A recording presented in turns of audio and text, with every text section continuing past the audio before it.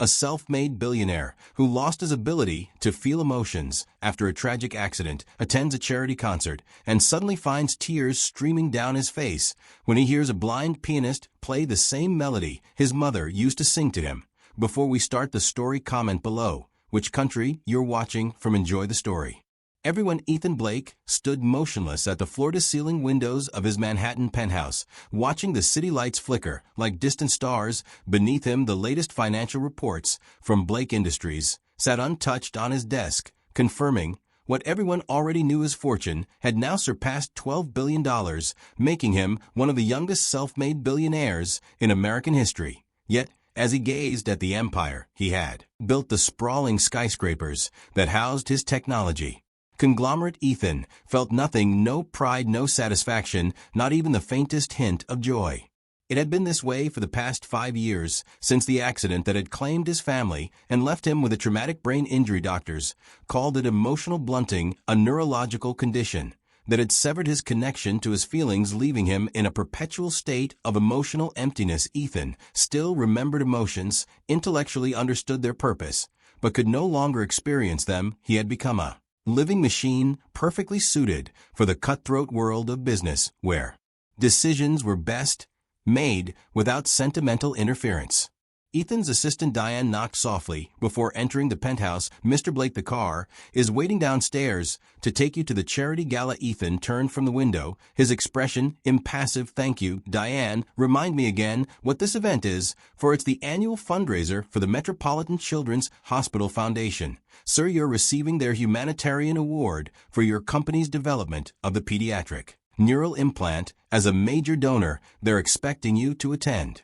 Ethan nodded mechanically, straightening his custom-made tuxedo. He donated millions to medical research each year, not out of compassion, which he could no longer feel, but because his analytical mind recognized that improving medical technology was objectively beneficial to society. "I'll be down shortly," he replied, his voice lacking any emotional inflection. Even to his own ears, it sounded flat, detached, foreign.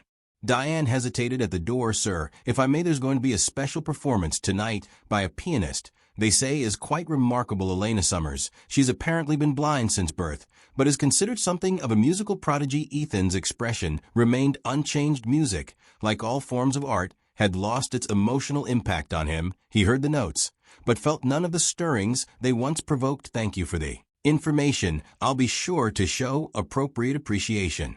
The Metropolitan Children's Hospital Foundation Gala was held in the grand ballroom of the city's most prestigious hotel. The space glittered with crystal chandeliers, floral arrangements, and the jewelry of New York's elite who had gathered to support the cause, and perhaps more importantly, to be seen supporting it. Ethan moved through the crowd with practiced ease, accepting congratulations and engaging in the expected social rituals. His responses were perfectly calibrated, polite, interested, but never genuinely affected.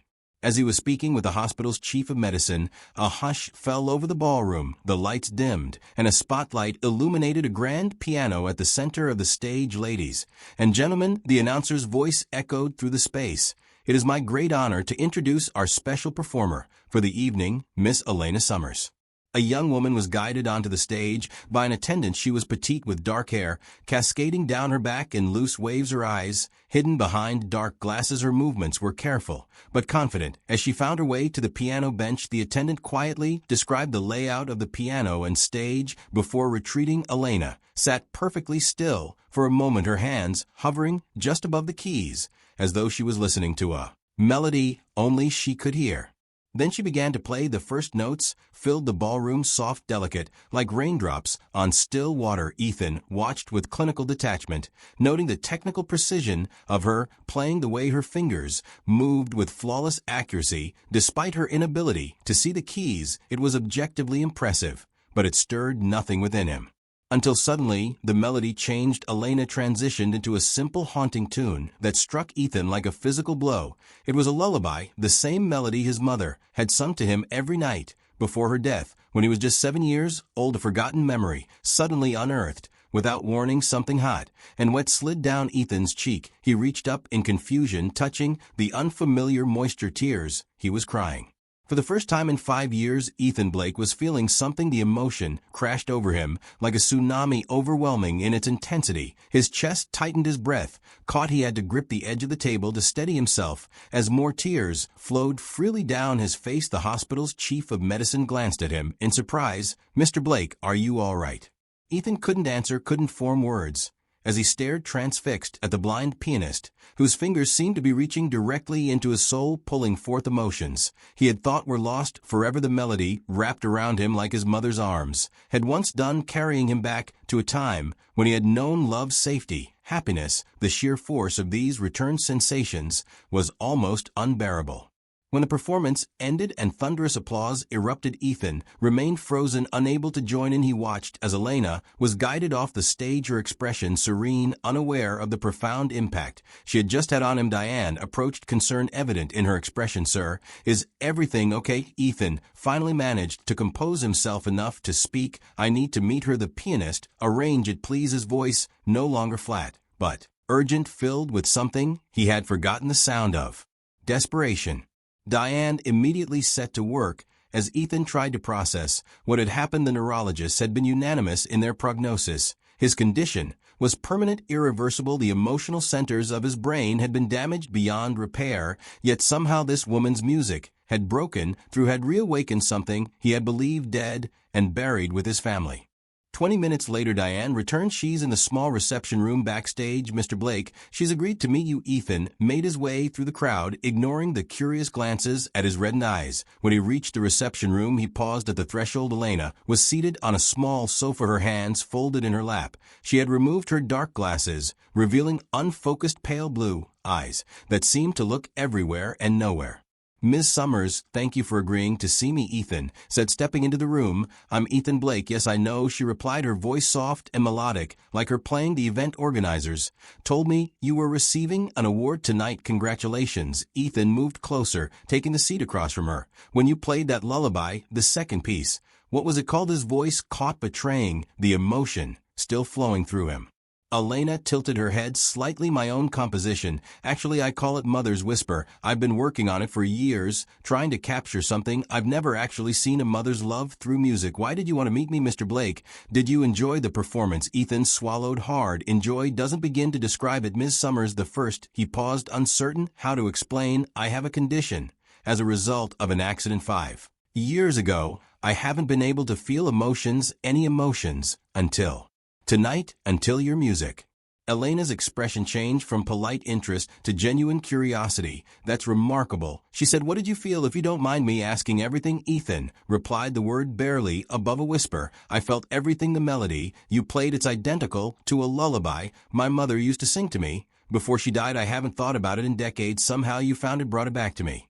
Elena smiled, a warm, genuine expression that transformed her face. "I've always believed music exists in a different part of our brains than ordinary memory. Sometimes it can reach places nothing else can. Have you considered that perhaps your emotions weren't gone, Mr. Blake, just locked away, waiting for the right key?"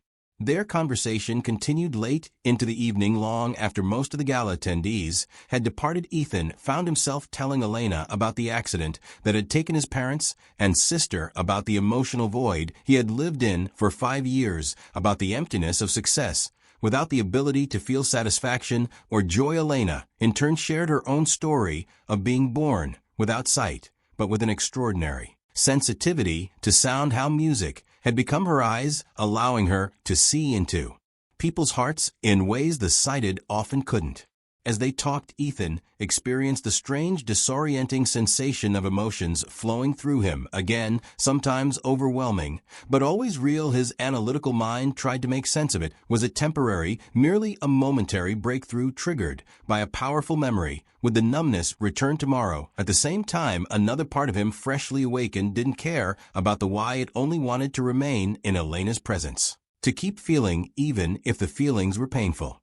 "It's getting late," Ethan finally said, noticing the time. "May I offer you a ride home?" Elena accepted with a smile, and soon they were in Ethan's private car, driving through the now quiet streets of Manhattan. Elena lived in a modest apartment in a middle-class neighborhood far from the luxury Ethan was accustomed to. When they arrived, he found himself reluctant to say goodbye. "Ms. Summers." "Elena, I know this is forward, but would you consider playing for me again, perhaps giving me private concerts? I'm willing to pay whatever you ask."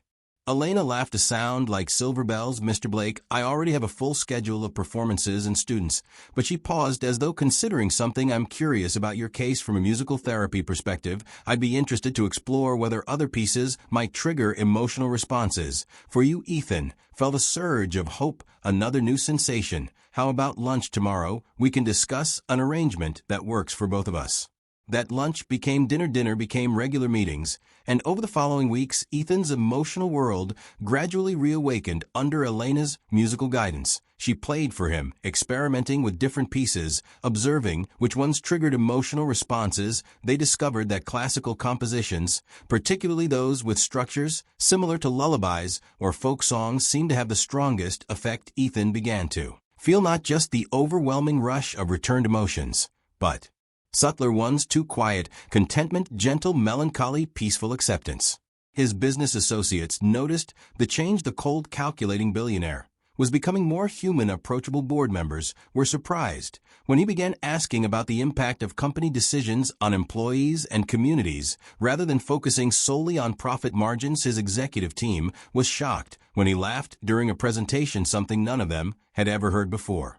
Diane, who had worked for Ethan since before the accident, watched the transformation with quiet satisfaction. One evening, as she was preparing to leave for the day, she found him sitting at his desk looking at old family photographs, something he had avoided for years. "Mr. Blake," she said gently, "is it getting easier, the emotions? I mean," Ethan looked up, his eyes clear and present in a way they hadn't been for so long. "Not easier, Diane, but better. I'd forgotten what it was like to feel, to really feel. Everything, even the painful things. I think I'd rather have the pain than the nothing." As Ethan and Elena continued their unusual arrangement, they grew closer. He found himself captivated not just by her musical ability, but by her perspective on life. Despite having never seen the world, she seemed to understand it with remarkable clarity. Her blindness, rather than limiting her, had given her unique insights. Elena, for her part, was intrigued by Ethan's condition and the way music served as a bridge between his conscious mind and buried emotions. 3 months after their first meeting, Ethan invited Elena to his penthouse for dinner. He had his private chef prepare an exquisite meal, and as they ate, Elena asked him a question that had been on her mind. "What did you feel when you couldn't feel?" If that makes any sense. Ethan considered her question nothing and everything. He finally replied, "I functioned perfectly, well, analytically, perhaps even better than before the accident. I made billions, I built an empire, but I experienced it all from behind glass, watching a life I couldn't touch. It was like being a ghost in my own existence." Elena nodded thoughtfully. "And what about now? How would you describe it now?" Ethan looked at her face, illuminated by the soft lighting of his dining room, her unseeing eyes somehow still so expressive now. He said softly, "It's like waking up from a dream, or perhaps like the world suddenly shifting from black and white to color thanks to you." After dinner, Ethan guided Elena to the grand piano he had recently purchased just for her visits. As her fingers began to dance across the keys, he closed his eyes, allowing the music to wash over him. He had come to treasure these moments when emotions flowed freely through him, when he felt fully alive. Later, as they stood by the windows overlooking the city, Elena asked if he would describe the view for her.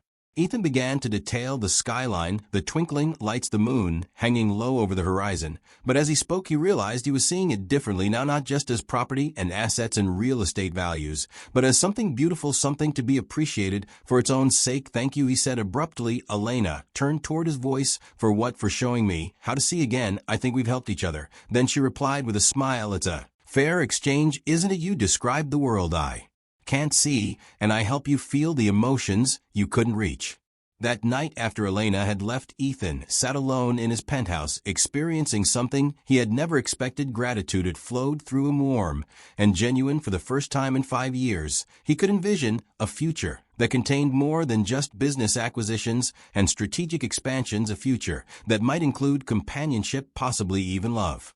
Over the next few months, Ethan and Elena's relationship deepened beyond their initial arrangement. He attended her public performances, always seated in the front row, always moved to tears by her playing. She visited his penthouse regularly, both to play for him and simply to spend time together. They discovered shared interests in literature, philosophy, and surprisingly, cooking. Elena had developed exceptional skills in the kitchen compensating for her lack of sight with her other heightened senses. Ethan began to accompany Elena to her volunteer work at a school for blind children, where she taught music. She was patient and kind with the students, encouraging them to explore the world through sound. As she had done, he watched in admiration, as she connected with each child on their level, finding unique ways to help them express themselves through music. One evening after they had returned from the school, Ethan found himself contemplating how much his life had changed since meeting Elena. Elena, he said as they sat together on his terrace, "Before I met you, I thought my condition was a kind of advantage in business. No emotions to cloud my judgment, no attachments to distract me from my goals. I was wrong, wasn't I?"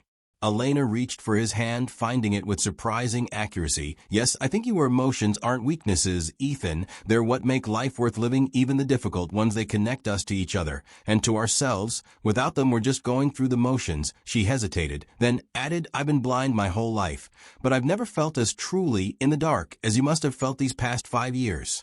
Ethan squeezed her hand. "I think you're right, and now that I can feel again, I'm terrified of losing it, of going back to that emptiness." Elena turned toward him, her face serious. "I don't think you, the neurologist, didn't understand that emotions aren't just brain chemistry, they're connections, pathways. Once you found your way back, I believe the path stays open. You just needed someone to help you find the door."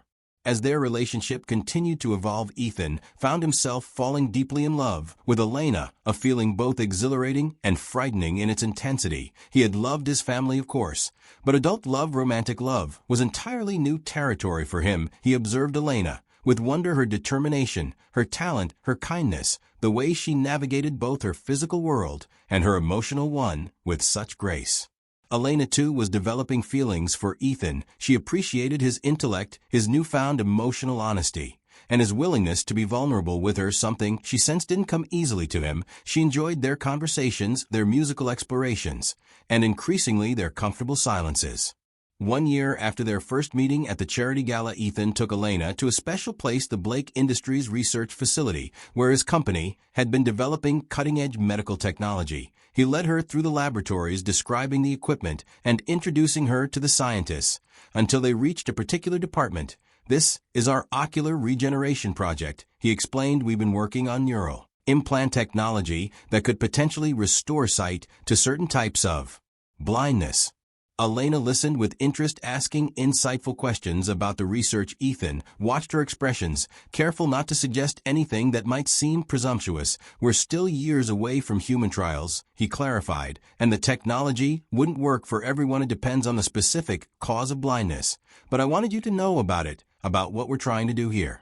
Later, as they drove back to the city, Elena was quieter than usual, contemplating what she had learned. Ethan worried. "He had overstepped. I hope I didn't make you uncomfortable by showing you the research facility. I wasn't suggesting." Elena touched his arm gently. "I know what you weren't suggesting, Ethan, and I appreciate that. The truth is, I've never defined myself by my blindness. It's part of who I am, but not all of me. I'm curious about the research, of course, but more because of what it means to you.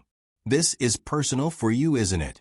Ethan nodded, though she couldn't see it. "The neural technology we developed for children, initially, it was just another project. But now I understand why it matters. When I couldn't feel emotions, I still knew intellectually that helping people was important. Now I feel the why of it. I want to use Blake Industries to make a difference, a real one." Elena smiled. "That's a worthy purpose, Ethan, and much more fulfilling than just accumulating wealth for its own sake."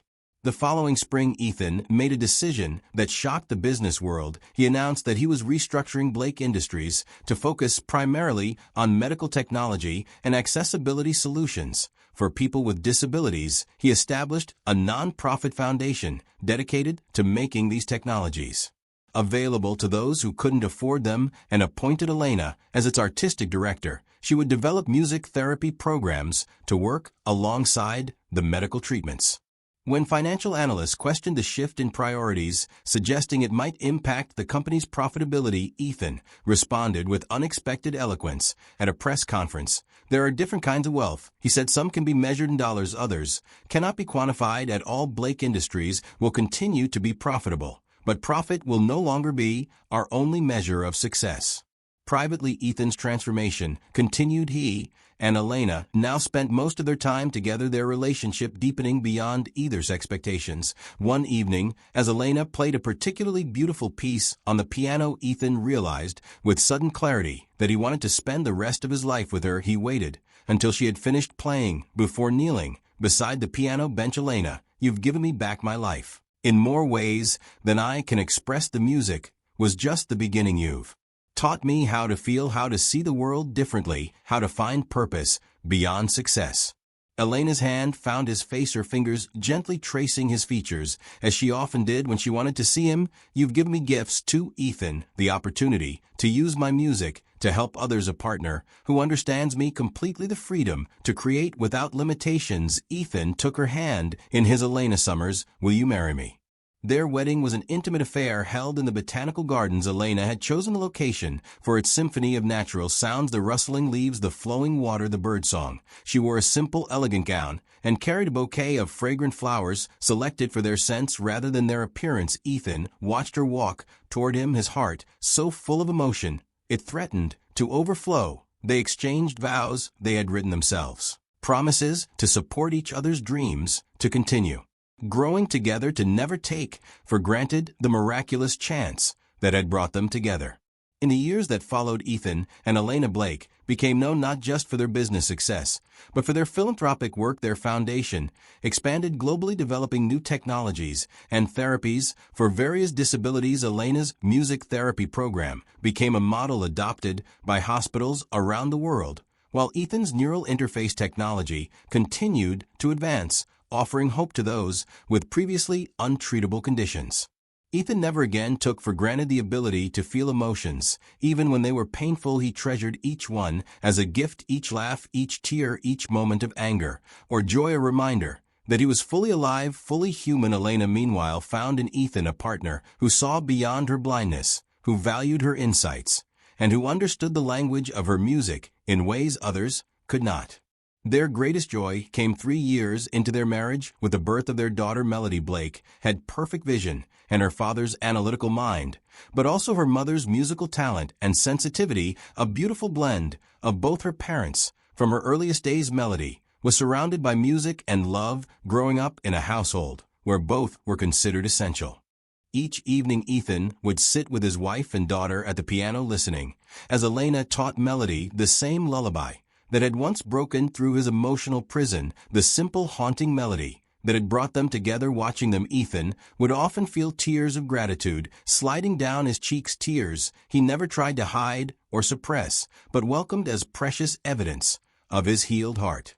Ethan Blake, the billionaire, who had once been unable to feel, had become the man who felt everything deeply, passionately, completely, and who counted himself the richest man in the world, not because of the fortune he had built, but because of a love he had found, a love that had taught him that the true measure of wealth was not what you owned, but what you felt. Looking back on the path that had led him here, Ethan realized that his greatest success had never been Blake Industries or his technological innovations, but rather finding his way back to humanity, guided by the blind pianist who had taught him to see with his heart. What did you think of Ethan and Elena's story? Share your thoughts in the comments below. Rate this story on a scale from 0 to 10. Don't forget to subscribe to the channel and turn on the notification bell to follow all our stories, and check out more heartwarming tales by clicking on the end screen.